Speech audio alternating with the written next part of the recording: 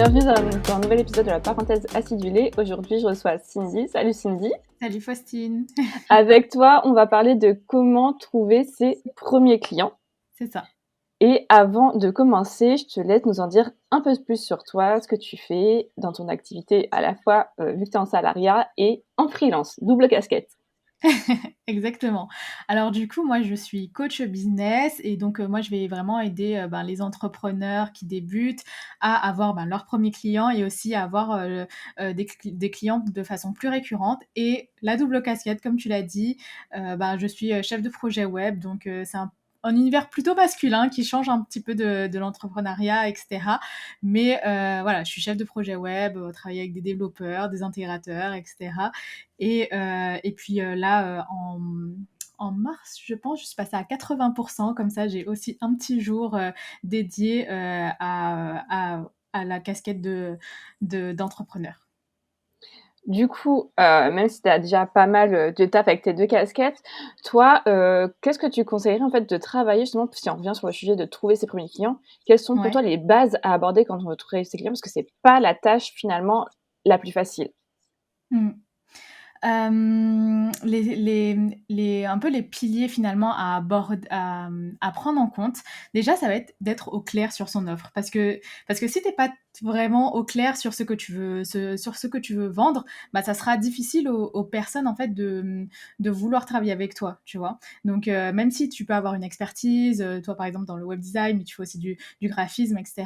Peut-être qu'au début tu t'es dit, je vais tout faire, etc. Mais c'est vrai que au début, en tout cas, quand toi, t'es pas clair sur ce que tu veux donner, ce sera difficile aux autres, en tout cas, de travailler avec toi. Donc déjà, je pense que être au clair sur ton offre. Après, il y a un deuxième pilier, mais c'est vrai que t'as pas besoin, on va dire, d'être. Ça va être surtout de la clarté au début. Pour avoir ses premiers clients, ça va être surtout de la clarté. Et c'est vrai que par exemple, aussi avec quel type de client tu veux travailler, tu vois. Même si c'est pas, même si pour tes premiers clients, peut-être que tu veux tester, etc. Savoir déjà avec quel type de client tu as envie de tester, avec quel type de personnes en fait tu aurais envie de travailler et pourquoi en fait. Parce que peut-être que ce type de client, tu te dis, je sais pas, tu veux travailler peut-être avec des photographes, tu te dis ouais, mais peut-être que les photographes, je sais pas, je vais reprendre le web, hein, je vais reprendre le web. Peut-être que les photographes, je sais pas, ils ont besoin d'une galerie spécifique, etc. Et en leur parlant directement en fait, je sais que toi, pour créer ton site, tu as besoin d'une galerie parce que tu as besoin de mettre tes photos, d'avoir, je sais pas, peut-être des photos un peu cachées pour tes clients, etc., qui choisissent. Tu vois, ça rassure une personne qui a envie de travailler avec toi. Ils se disent, ah elle connaît son sujet, je vais travailler avec elle. Du coup, ouais, tu parlais des offres, pour trouver en tout cas pour trouver ses premiers clients. Tu dirais que c'est mieux de se concentrer des fois sur une première offre bien établie, du coup d'aller chercher les personnes qui vont te correspondre, c'est peut-être moins dangereux que de vouloir faire plusieurs offres et finalement de se perdre à pas trop savoir vers qui on va aller. C'est ça. En fait, tu peux proposer différentes offres, etc. Mais c'est vrai que quand tu débutes, c'est en tout cas, ce que je conseille, et puis de toute façon, tu peux toujours, on va dire, t'élargir plus t'as de clients, etc. C'est-à-dire que ce que je vous conseille au début, quand t'es pas clair sur la façon aussi dont tu veux parler de tes offres, avoir plusieurs offres, ça peut créer de la confusion, tu vois. C'est-à-dire qu'à un moment, tu vas parler de ci, à un moment, tu vas parler de ça, etc. Et même toi, en fait, tu vas te perdre dans tes offres. Et quand t'es pas clair, en fait, ça se ressent et les clients, ils vont le ressentir et ils vont pas forcément, ils vont se dire, bon, je suis pas sûre. Tu vois, c'est comme au restaurant. Je sais pas si, par exemple, c'est comme au restaurant. T'as une grande carte et puis tu te dis, oh là là, mais finalement, quel plat et tout je vais prendre? Est-ce que je prends ci? Est-ce que je prends ça? Est-ce que je prends ci? Est-ce que je prends ça? Et au restaurant, on est assis, donc on va quand même faire le choix. Mais c'est vrai que, sur les réseaux sociaux, etc., on peut partir et quelqu'un qui a finalement un peu de trop de choix et un peu trop d'informations, si ça lui correspond vraiment, en fait, il va avoir tendance à partir, tu vois. Oui, du coup, on vaut mieux, en tout cas pour le départ, rester un peu plus, structuré, être au clair et après on peut faire évoluer avec le temps et puis on aura toujours des retours, clients au fur et à mesure. Et Exactement. tout à l'heure, du coup, tu parlais aussi, ch de clients, mais on est d'accord qu'on a tendance à vouloir avoir les clients qui viennent, pas forcément choisir, mais il faut aussi des clients qui nous correspondent. Mmh. Ça aussi, c'est un travail, comment on sait finalement on travaille cette vision des clients qui vont, nous correspondre, avec qui on a vraiment finalement envie de travailler. Mmh. C'est une bonne question et en plus, c'est aussi, pour les premiers clients, je pense pas que ce soit nécessaire, mais pour avoir, comme tu dis, un peu, des clients qui nous correspondent et sur le long terme, parce qu'on veut forcément travailler avec, des gens, tu vois? Même on travaille mieux. Je sais pas si toi aussi, c'est le cas, mais quand on travaille avec sa clientèle idéale, tu travailles beaucoup mieux, c'est beaucoup plus clair, beaucoup plus fluide et cetera. Donc on a envie d'attirer, ce type de clients et je dirais, ben, être un peu soi-même, tu vois? Genre, oser, si par exemple, tu tu vois, moi je te connais Faustine parce que, tu as vraiment des couleurs, peps et cetera et on voit que c'est ta personnalité, on voit que c'est dans ça et on te reconnaît pour ça. Voilà, je pense qu'être, être soi-même, ajouter sa patte, ajouter aussi, des choses, qu'on aime et en fait c'est comme dans un cercle d'amis finalement avec, tu vas attirer en fait les personnes qui j'ai pas envie de dire te ressemblent, mais qui sont un peu complémentaires à toi, qui matchent bien avec ta personnalité, etc. Ouais et puis du coup, enfin, ça me fait penser à une autre chose, c'est que déjà pour attirer les personnes qui, en tout cas, vont correspondre, enfin nous correspondent, il faut aussi se connaître et tu parlais tout à l'heure, avoir des offres claires et autres, mais ça va aussi dans cet esprit-là, un peu. Mmh.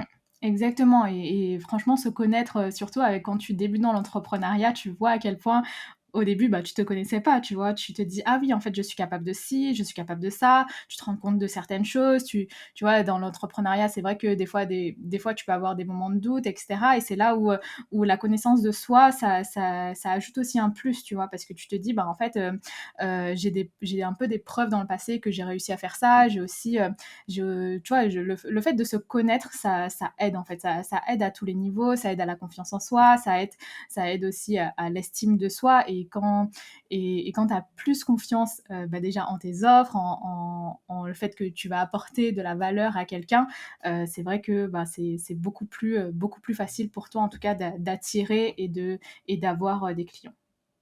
Et du coup, on parlait des piliers un peu avant pour en tout cas trouver ses premiers clients. Est-ce que, si on se connaît aussi, il y a peut-être différentes manières, en tout cas, différentes choses à mettre en place justement pour aller, chercher ses premiers clients? Est-ce que toi, en tout cas, tu as testé différentes choses ou avec tes clients, tu as pu mettre en place, des choses totalement différentes selon telle ou telle personne? Hem, donc déjà pour mes premières clientes, c'est vrai que, moi j'aime pas la prospection, tu vois? Genre, je suis quelqu'un,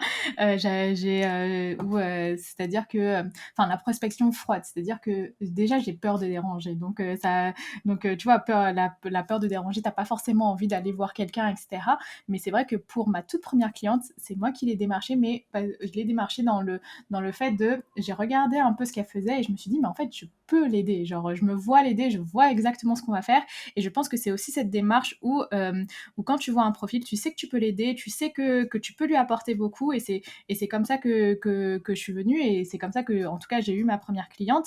Après, c'est vrai que, après, je suis pas du tout, prospection froide et tout et après, bah, le reste des clientes, c'est vrai qu'elles sont venues avec Instagram et tout et tu vois, avec le salariat, tu as pas forcément tout ton temps à dédier, en tout cas à ton business. Donc, finalement, moi, je créais du contenu et mon contenu, en fait, voilà, il m'amenait des appels découvertes. Après, c'est au niveau des appels découvertes, etc., bah, que tu vois aussi. Si la personne est un bon match ou pas et tu vois avec le salariat ce qui est bien c'est que je trouve enfin d'autant plus que t'as pas cette pression qu'on peut avoir au niveau de il faut absolument que je signe ce client tu vois parce que ce client il va me permettre de peut-être payer ma nourriture ou payer mon loyer tu vois et du coup comme t'as pas cette pression moi je faisais vraiment attention de choisir avec quel type de client je voulais travailler. Donc à chaque fois, tu vois, genre à chaque fois ouais, dans tous les appels, en tout cas, je fais attention que ce soit un bon match, etc. Et après, le fait que ce soit un bon match, ben, tu travailles bien avec la personne et c'est vrai que au fur et à mesure, tu as de bons retours, il y a le bouche à oreille, etc. Et ça fait un petit effet boule de neige. Donc c'est vraiment comme ça, en tout cas, que ça s'est passé pour moi. Après, avec mes clientes, on fait une stratégie un peu similaire. On va essayer d'avoir déjà leur première cliente, elles soient vraiment au clair sur leurs offres, sur ce qu'elles souhaitent faire, sur aussi leur mindset. Parce que des fois, bah, tu peux te dire, j'ai une super offre, mais tu vois, t'as des doutes un peu sur toi-même. Tu te dis, oui, mais est-ce que vraiment ça vaut le coup? Est-ce que vraiment je vais pouvoir aider certaines personnes? Voilà, toutes ces choses un peu qui reviennent, en fait, on va travailler dessus parce que des fois, tu peux avoir une super offre, mais toi, tu t'autocritiques et tu te dis non, mais ça va pas le faire, tu vois. donc, euh, donc voilà, et surtout échanger et dire à tout le monde que ça y est, maintenant t'es lancé, tu vois, parce que tu sais jamais en vrai qui va être ton prochain client, et ça peut être, je sais pas, tu parles du fait que tu es coach, que tu es web designer, que tu es graphiste à quelqu'un, et peut-être que cette personne, elle va s'en souvenir et qu'elle aura une autre conversation avec une autre personne qui va lui dire ah oui, mais moi en ce moment je monte tel projet, j'aurais trop besoin d'une graphiste, etc. Et va se souvenir de sa conversation avec toi et va se dire ah bah moi j'en connais une, si tu veux tu peux la suivre, etc. Et c'est comme ça que ça peut te faire aussi des clients. Donc vraiment ne pas négliger chaque canal, dire à tout le monde en tout cas que tu te lances. Je sais qu'au début t'as pas forcément envie de le dire, t'as un peu peur, tu sais pas si ça va vraiment le faire, donc t'as pas trop envie de le dire, mais c'est vrai que bah, plus t'en parles, plus tu dis aux gens que tu peux faire ci, que tu peux faire ça pour eux, ou même pour quelqu'un d'autre, c'est vrai que bah, ça peut t'emmener des clients comme ça, tu vois, tu sais pas d'où ça vient.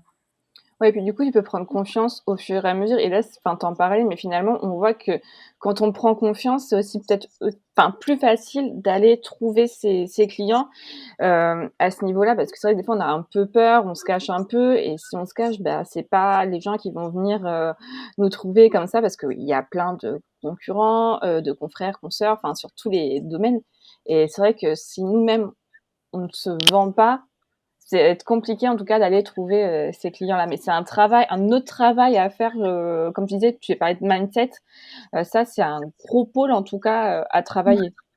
Exactement, c'est vraiment un gros pôle parce que, des fois, voilà, ton offre, elle est prête, tu as tout qui est prêt, mais ça y est, tu sens pas de parler de tes offres, tu te sens pas de vendre quelque chose parce que tu te dis, ça y est, en fait, tu as catégorisé, tous les gens, en fait, qui vendent comme des marchands de tapis ou des trucs comme ça, et du coup, tu as ces croyances-là qui t'empêchent de vendre, de vendre, hein, tout simplement, tu vois? Moi, je te parlais finalement d'avoir la peur de déranger, tu vois? Là, je sais que c'était une peur, dès le début, tu vois?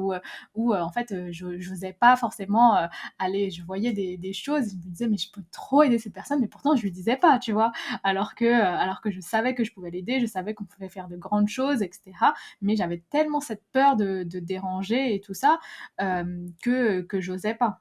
Oui et puis des fois on a peur du coup en allant contacter, là c'est plus le côté, message, prospection, mais j'ai fait un épisode avec une autre personne, on disait que la prospection finalement c'est un jeu mais il faut le garder le côté humain, ciblé et personnalisé. Sinon oui, la prospection froide ça rebute pas mal de personnes, mais finalement aussi on a cette peur bah, que la personne le prenne mal derrière. Mais en fait si c'est bien amené, il y a pas de raison que les personnes le prennent mal et même si ça matche pas tout de suite, il est possible, comme tu disais, que la personne te recommande parce qu'elle a bien aimé ton approche à quelqu'un d'autre ou ainsi de suite et la force du réseau, c'est aussi important en tout cas pour trouver, ses premiers clients et aussi le bouche à oreille en tout cas, c'est une des meilleures communications, qui soit. Ouais, exactement. Et tout à l'heure, tu parlais d'appels découvertes, parce que finalement, c'est bien quand on réussit à attirer, ses premiers clients. Après pour toi, les appels découvertes, c'est quelque chose qui est quand même essentiel pour toi dans ta démarche pour justement valider ou non si tu veux travailler avec un client? Ça va dépendre plus de toi en tant que prestataire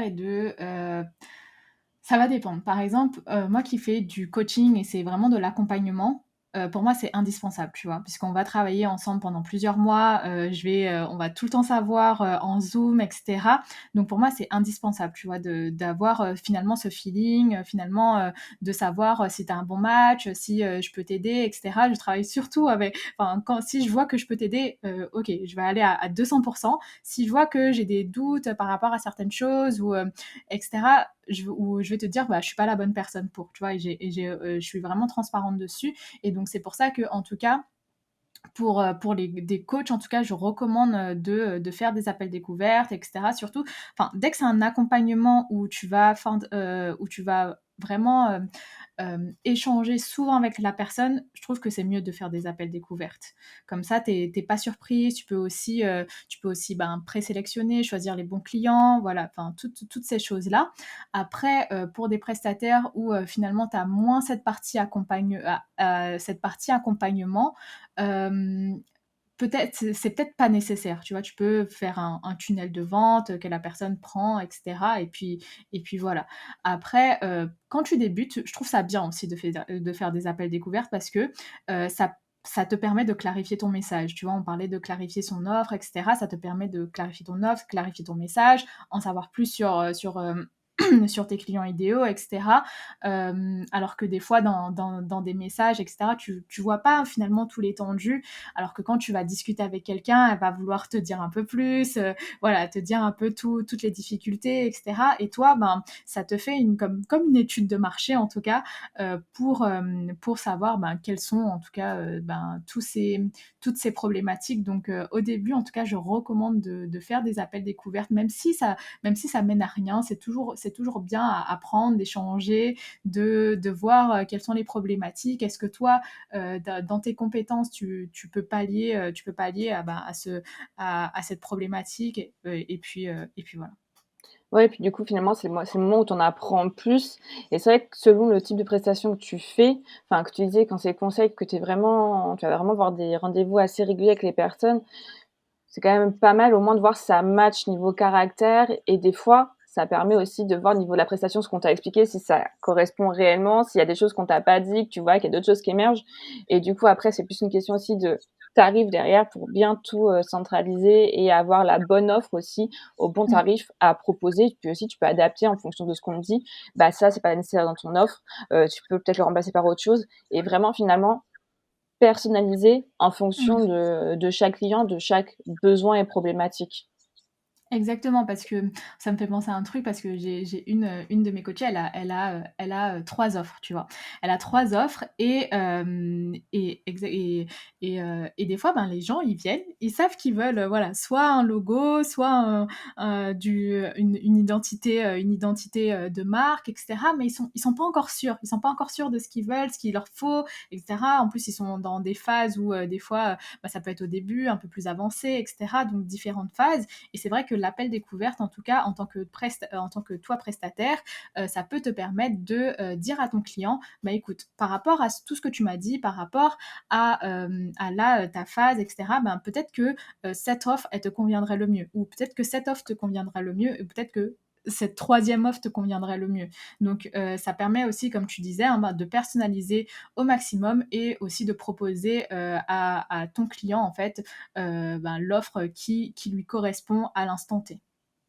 Mais du coup, ça permet aussi de rassurer des fois et d'expliquer pourquoi tel ou tel choix et c'est vrai que des fois, il y a des personnes qui vont nous rappeler en mode, «OK, je suis pas sûre de moi» et au moins, c'est transparent et c'est ça aussi qui peut être, utile par rapport aux mails où on va passer des fois plus de temps à écrire qu'à Mmh. expliquer réellement.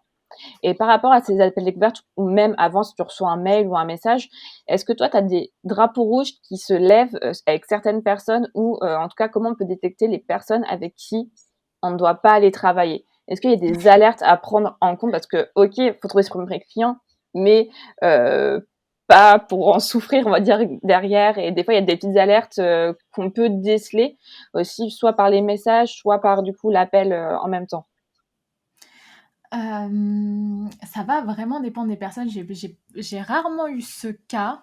J'ai rarement eu ce cas parce que, ben, dé en fait, déjà, je pense que pour éviter certaines personnes ou certains, ouais, voilà, red flag, drapeau rouge, etc. Je pense que déjà, tu peux le faire un premier tri grâce à ta communication, tu vois. Grâce à ta communication, tu fais un premier tri parce que, voilà, en fonction de ta personnalité, comment tu vas communiquer, tu vas attirer finalement les personnes qui sont réceptives à cette communication. Et du coup, tu fais un premier tri.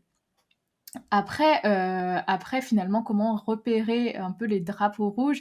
Je pense que ça va être en fait, en tout cas, les fois où j'ai dit: «Bah, non, ça va pas fonctionner, je pense que je suis pas la coach, en tout cas pour toi», je pense que c'est un feeling, tu vois? Genre C'est ce que tu le j'allais te dire, sens, ouais, il y a un truc, qu'on il y a un ressent. truc en ouais, il y a un truc que tu ressens où c'est un feeling un petit peu je saurais pas exactement te dire quoi, mais c'est ouais, c'est un feeling, heu en tant que coach, et là je vais plus parler en tant que coach, je pense que c'est quand tu sens que la personne n'est pas ouverte à se faire coacher, tu vois? C'est-à-dire que, il y a tu vois? Je pense que si la personne elle est ouverte, tu vois? Parce qu'il y a forcément dans le coaching, moi en tout cas j'ai aussi très le côté mindset et cetera, donc je vais des fois te poser des questions où, ben, des fois tu vas avoir la réponse mais tu voudras pas quand même te l'avouer et cetera. Et, et du coup, il faut que la personne, elle soit prête à se faire coacher, il faut qu'elle soit prête à vouloir avancer, etc. Et ça, je pense qu'en tant que coach, tu arrives à voir en tout cas si la personne, elle est prête ou non, et si elle est assez ouverte en tout cas à vouloir se faire coacher, puisque bah, si elle veut pas, voilà, si elle veut pas, ben voilà. Et peut-être pour les prestataires plus de services et tout, je pense que quand il y a aussi beaucoup d'ego, tu vois, quand il y a beaucoup d'ego, que la personne, peut-être que, je sais pas, je dis n'importe quoi, pour une prestation de logo, elle va te dire non, mais moi je peux le faire sur Canva, et puis basta, est-ce que tu veux pas m'aider juste à faire ci ou juste à faire ça, ou tu sens qu'elle diminue un petit peu la valeur de ton offre, tu vois.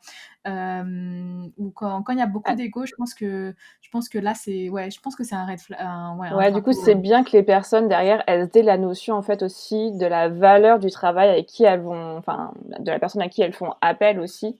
C'est ça, C'est-à-dire qu'elles sont prêtes aussi finalement à se donner à fond, en fait, dans cette collaboration. C'est du 50-50 et du coup, pour exactement. toi, ça va bien se passer, même si c'est tes clients et pour eux aussi, voilà, c'est une vraie collab et pas seulement, bah, tu fais voilà, après ça dépend de chaque, prestat ou autre, mais ça peut jouer, à ce niveau-là. Mmh. Exactement. Et après, il y a une autre, je pense, drapeau rouge, c'est des fois les messages qu'on peut recevoir via Instagram ou autre, où des fois on a à peine des bonjours ou alors c'est Oui, c'est vrai. combien le tarif? Bonjour, c'est combien pour ça? Et des fois ça rebute un petit peu en mode, si ça commence comme ça peut être compliqué, aussi de poursuivre. Mmh. Et c'est vrai que quand tu débutes, ben, tu te dis: «Oh trop bien, il y a quelqu'un qui s'intéresse et tout, et je vais le prendre même si je dois, descendre de 70 et cetera mon offre». Mais c'est pas forcément, la en tout cas, c'est pas forcément la bonne stratégie, parce que c'est vrai que comme tu disais, tu vois, ça peut prendre beaucoup de charge mentale, tu vois? Ça peut prendre beaucoup de charge C'est ça le mentale, ça danger peut derrière. Ouais, et même pour avoir d'autres clients, tu vois, t'es pas ouvert à prendre d'autres clients parce que tu es tellement focus sur de la frustration que tu peux avoir avec, le client qui t'embête, qui t'envoie plein de mails, voilà, qui te frustre et qui te met du stress, que, même pour avoir d'autres clients, peut-être tes clients idéaux, ben, t'es pas ouverte à ça, tu vois? Donc, à tous les niveaux, je trouve que travailler avec un client qui te correspond pas, qui te génère du stress, bah, ça c'est pas forcément bon pour toi. Après, il y a du bon stress et du mauvais stress. Si c'est du mauvais stress, c'est mieux d'arrêter la prestation, ou voilà. Ouais, voilà, essayer de la finir, on va dire en bonne et due forme et après on passe à autre chose. Mais c'est vrai que des fois, même si on fait ce travail de sélection, des fois ça peut bien se passer à un moment donné, on va avoir des soucis et c'est là, en fait, on se rend compte vraiment l'importance de faire les bons choix, de bien définir ses offres, ce qu'on peut faire et dans quelles conditions on fait, en fait, de se respecter parce que ça joue aussi, comme tu disais, sur tes autres clients derrière et bah, après on sait très bien que le bouche à oreille, bah, ça peut aller vite et ainsi de suite, dans un sens comme dans l'autre, ça Mmh, peut être compliqué. exactement. Et du coup, tout à l'heure, tu parlais de création de contenu. On va Mmh mh. revenir du coup à cette méthode finalement qui t'apporte toi, quand même la majorité, de tes clients. Du coup, toi, tu t'es organisé pour créer ton propre contenu. Après, par rapport aux personnes qui vont interagir avec toi, ça se passe comment? Des fois, tu vas directement contacter d'autres personnes ou tu laisses les personnes finalement des fois plus interagir naturellement, vers toi? Alors, je vais plus laisser les personnes interagir vers moi et ça, je pense que c'est plus par manque de temps en vrai. Je suis, enfin, je vais mettre des stories, je vais mettre des posts, et cetera et je vais plus répondre en fait à ceux qui ont interagi avec moi, interagi avec mes stories, interagi avec mes posts, plutôt que plutôt que finalement ben, Les entre chercher, guillemets, enfin, aller les chercher, tu vois? Parce que des fois, ben, la journée, en tout cas, je suis pas forcément disponible. Après le soir, bah, des fois, bah, j'ai des coachings et cetera. Donc finalement, la vie la vie passe, l'emploi du temps, passe et cetera et du coup, en tout cas, c'est la stratégie qui pour moi fonctionne avec le salariat parce que, tu pas forcément, 100 de ton temps. Après, bien sûr, de temps en temps, je vais aller voir ce que bah, des potentiels clients vont faire. Je vais aller interagir aussi avec eux, etc. Mais c'est vrai que, on va dire, il faut des deux. Il faut des deux. Il faut des deux, je pense, pour que aussi ben, d'autres personnes te découvrent, d'autres personnes voient un peu ce que tu fais et commencent à consommer ton contenu. ouais, du coup, c'est un peu un 50-50. Il faut que toi, les personnes te découvrent, mais en même temps, pour qu'elles te découvrent, des fois, il faut que toi, tu ailles, vers elles. Après, là, toi, tu es en situation un peu particulière parce que tu es avec le salariat, donc c'est sûr que tu as moins de temps. Mais finalement, est-ce que ça te fait pas, travailler, entre guillemets, «moins», mais mieux en te concentrant vraiment sur les choses, essentielles justement pour trouver, tes clients et éviter de te disperser dans tous les sens? Je pense. Après, enfin, je pense, et c'est en tout cas comme ça que je l'ai vu où, tu vois, je me suis dit déjà que Instagram et c'est là, récemment après, ben, j'ai lancé, le podcast et encore le podcast, tu vois, c'est entre une à 2 fois par mois, hein, d'épisodes. J'en fais pas plus parce que, ben, sinon je tiens pas le rythme. Mais principalement, je me concentre sur une plateforme assez courte et une plateforme un peu plus longue où voilà, sur les podcasts, tu peux t'exprimer un petit peu plus. Et c'est vrai qu'en se concentrant finalement sur une plateforme et demie, je vais dire, c'est vrai que je sais pas, tu te disperses moins. Tu te disperses beaucoup moins et au moins tu sais que tu fais que ça. Tu vois, si j'avais une newsletter, je sais pas, un autre truc à mettre à jour, etc. Finalement, mes idées, elles seront un peu dispersées. J'aurai un peu ma tête un peu ailleurs sur plusieurs canaux et j'avais pas envie de ça en tout cas. Donc je me suis dit, ok, pour l'instant, je commence 100% Instagram et j'ai vu que ben, déjà Instagram me rapportait des clients, etc. Donc je me suis dit, ben, je continue sur ça et puis de toute façon, la création de contenu aussi, ce qui est bien, c'est que plus t'en fais, plus ça devient facile. Du coup, t'arrives mieux à en créer, t'arrives à gagner plus de temps et t'arrives après, par la suite, ben, de commencer des choses potentielles, tu vois. Ouais, du coup, ça vient avec les habitudes et pour toi, tu dirais que c'est plutôt bien, en tout cas, de commencer aussi avec un format assez court, bah, Instagram, où on est plus dans l'instant présent et avoir, en fait, un format vraiment plus long, mais qui aussi pas durer plus dans le temps. Tu parlais des podcasts, ou tous ces contenus de blog, des fois, ça permet aussi vraiment de réexploiter son contenu, mais sur le long terme et pas juste, à la fin de la journée, ton contenu, entre guillemets, il est pas mort, mais Mm. quasiment des fois sur Instagram, c'est ça aussi qui est parfois, pas embêtant, mais on se dit on passe beaucoup de temps et c'est vrai que des fois on peut entre les personnes, on n'a pas forcément les retours qu'on attend. Ça peut démoraliser certains pour justement se dire: «J'ai pas trouvé mes premiers clients, ça va être compliqué, je sais pas ce que je fais après». Mmh. Non, exactement et voilà, avoir un contenu court, si par exemple, voilà, si tu es salarié, c'est mieux de commencer qu'un contenu court, de déjà, prendre l'habitude de la création de contenu et après une fois que tu es à l'aise avec la création de contenu ton contenu court, hein, ça peut être Instagram, comme une autre plateforme, après tu peux faire, ton contenu long, comme un blog, un podcast, des vidéos, voilà sur YouTube ou des choses comme ça. Et du coup, si on a le temps après, interagir avec les personnes qui viennent commenter, enfin en tout cas interagir avec nos contenus et aller interagir du coup avec ceux, des autres pour aussi, finalement se montrer. Mais tu en parlais tout à l'heure avec la prospection, mais plus humaine. Là aussi sur Instagram ou sur tous les réseaux, on faut garder ce côté humain parce qu'on est notre propre vitrine et sur Instagram, des fois encore plus sur certains réseaux, ne pas, enfin, être honnête et transparent et pas des fois mettre juste des commentaires qui servent à rien juste pour dire: «Oh, j'ai commenté» ou des choses comme ça. Mmh. Ouais, non, ouais, non, je suis complètement d'accord avec toi. Donc ouais, finalement, tout ce travail-là, ça va aussi, dans la création de contenu, servir à, trouver tes premiers clients et si, comme tu disais tout à l'heure, on travaille bien sa vision, son pourquoi, son offre en tout cas de départ, tout ça va s'enchaîner un peu plus naturellement. Après, tu me disais, faut du temps, faut être patient.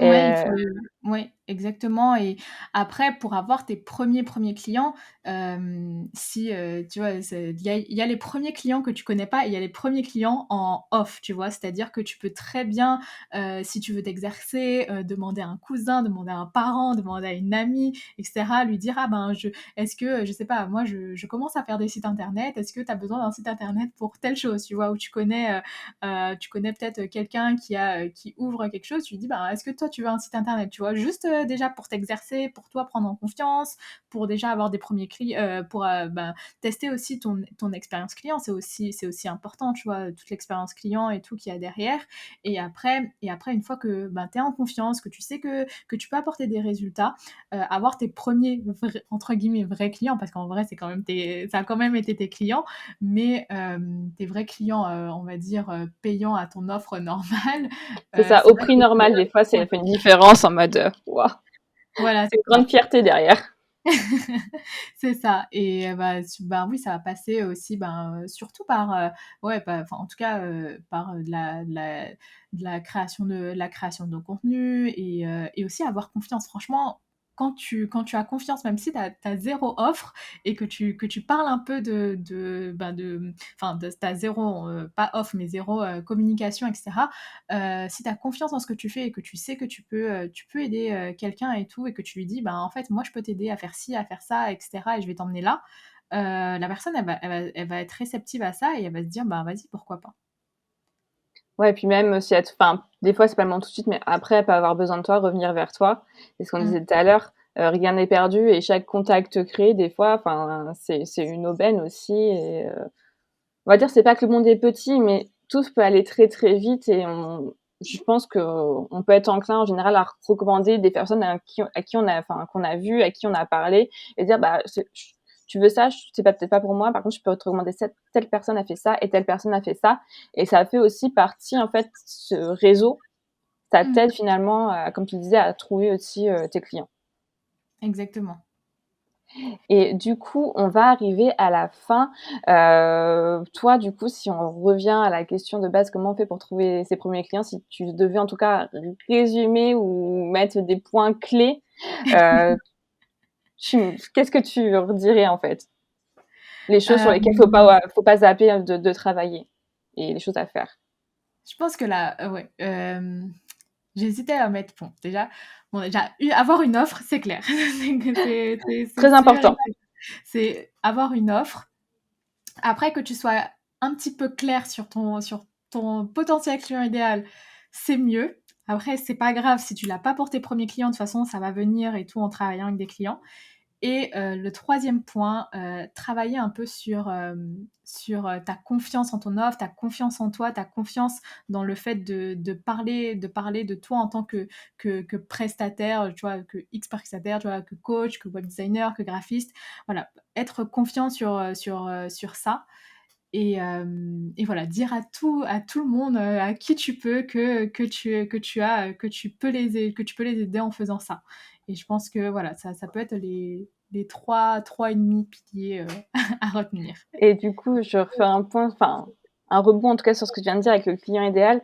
Je trouve que c'est plutôt bien ce que tu viens de dire, c'est que ouais, tu es pas obligé de l'avoir en tout cas précis dès le départ. C'est pas grave s'il évolue, s'il est pas totalement défini, les choses sont pas gravées dans le marbre. Il y a toujours des choses qui vont évoluer dans un sens ou dans l'autre. On peut faire des erreurs, on peut se rattraper, mais ça, tout comme avec ton offre, du coup, en la testant, finalement, c'est en allant travailler qu'on va se rendre compte, bah, de ce qui marche, ce qui marche pas, comment on améliore derrière. Je pense que c'est ça aussi un des points importants, c'est on peut travailler derrière avec des personnes et on va se rendre compte de soit on reste pareil et des fois on peut stagner, soit on se rend compte de ce qui marche pas et comment on fait pour aller de l'avant et faire mieux avec les prochains finalement qui vont aussi nous servir de relais et comment faire une bonne collab. Exactement et de toute façon, tout est, on va dire, tout est en perpétuelle, on va dire, amélioration. Il y a de à chaque client, en fait, ce qui est bien, c'est toujours se demander, ben: «Qu'est-ce que je peux», comme tu disais: «Qu'est-ce que je peux faire mieux pour le prochain? Qu'est-ce que je peux faire mieux pour le prochain?» Que ce soit même des fois un petit truc, c'est-à-dire est-ce qu'il y a un mail en trop ou il y a un mail qui manque, il y a quelque chose, tu vois? Mais ça peut être un mini truc dans ton expérience client qui fait que, ben, le client, il se sent plus rassuré, mieux accompagné et cetera et ça, se poser la question régulièrement aussi, ça a fait que bah, tes clients ils sont de plus en plus satisfaits et après, avec les recommandations, le bouche à oreille et tout, ça peut faire cet effet boule de neige et après, t'as même plus, entre guillemets, besoin de prospecter parce que ben, les recommandations aussi, c'est quelque chose qui est très puissant. Ouais, puis tu disais tout à l'heure, c'est un peu de la fierté et à la fois ça te redonne encore plus confiance. Donc on est aussi dans un cercle vertueux. Tout à l'heure, tu parlais client cible, en tout cas les offres et la confiance. L'un t'amène l'autre au fur et à mesure parce que tu vas mieux définir ton offre, tu vas trouver ton meilleur client idéal. Après, lui va te recommander, ça va t'apporter de la confiance et ainsi de suite. C'est un peu un cercle Exactement. vertueux. Exactement.